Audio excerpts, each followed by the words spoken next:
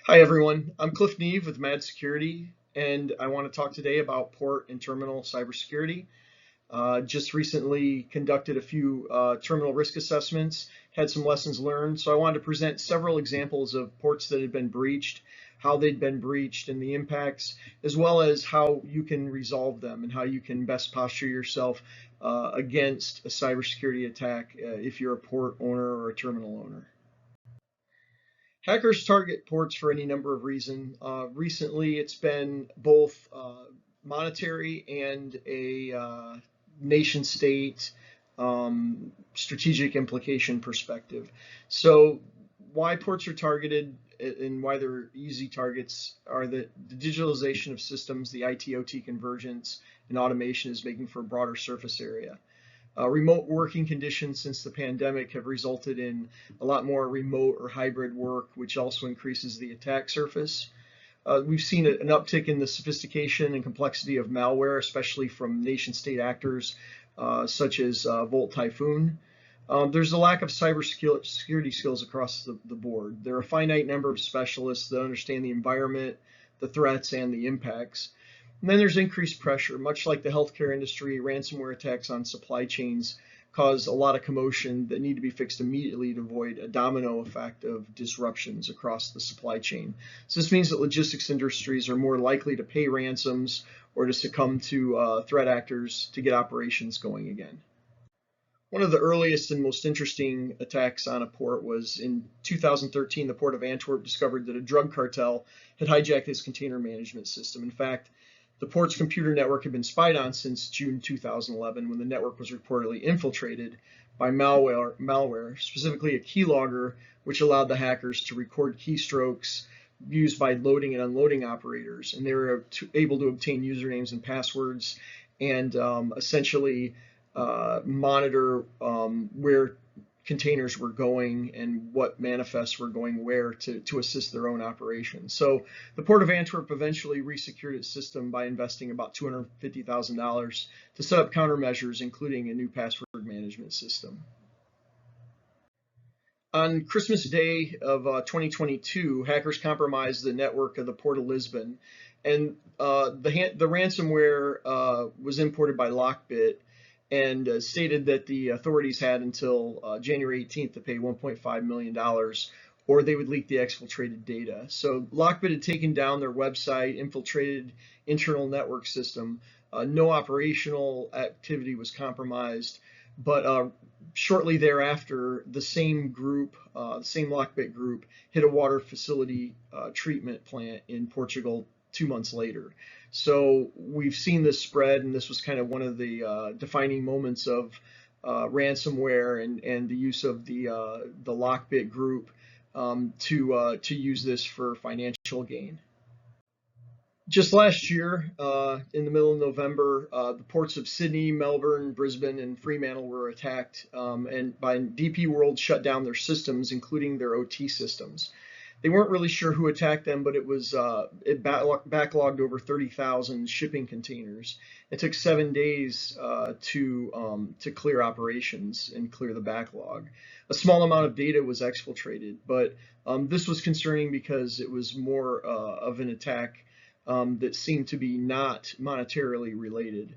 So the OT systems were taken offline for 3 days, and that dramatically impacted one of the major ports in the world. Also in 2023, the port of Nagoya was impacted by a cyber attack, also the Lockbit group. And the impact was that the port was shut down for several days in July, and the computer system that handled the shipping containers was knocked offline.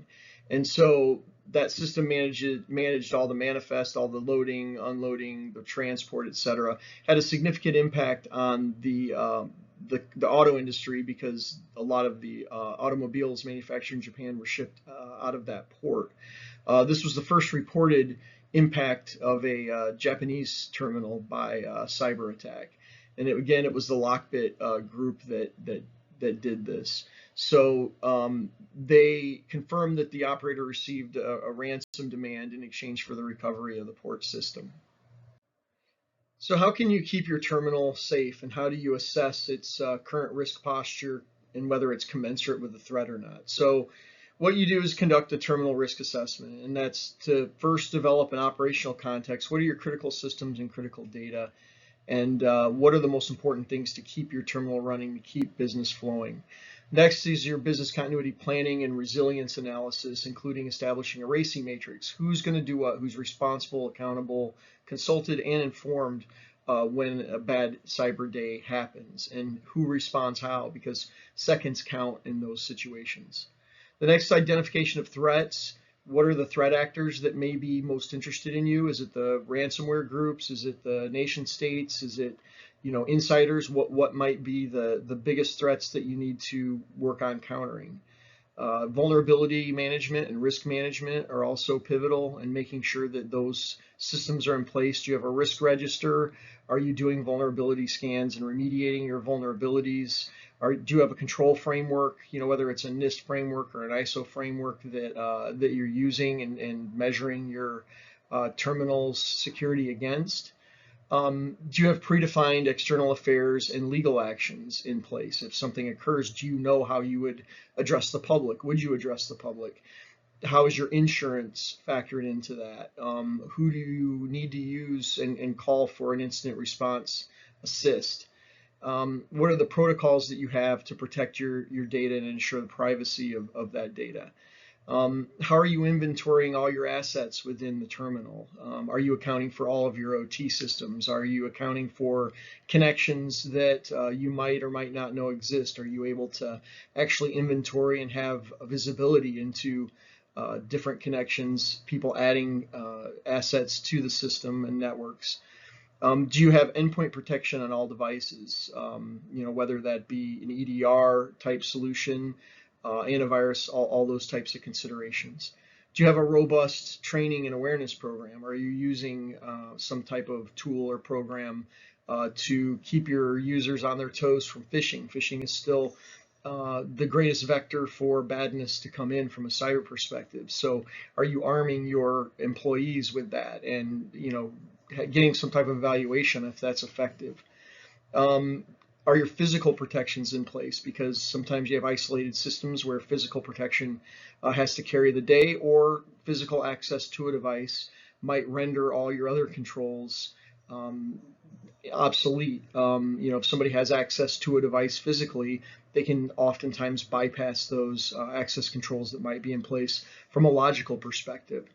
And then, finally, how do you improve those access controls within your network for your personnel? So all of these are considerations that need to be accounted for, and you need a professional that understands, the totality of these all these aspects. And so feel free to reach out if you have any questions. I've done several terminal risk assessments before, so getting somebody that has that context and has things to compare them to can be very helpful. So Mad Security is here to help, and especially Mad Maritime. Thank you very much for your time.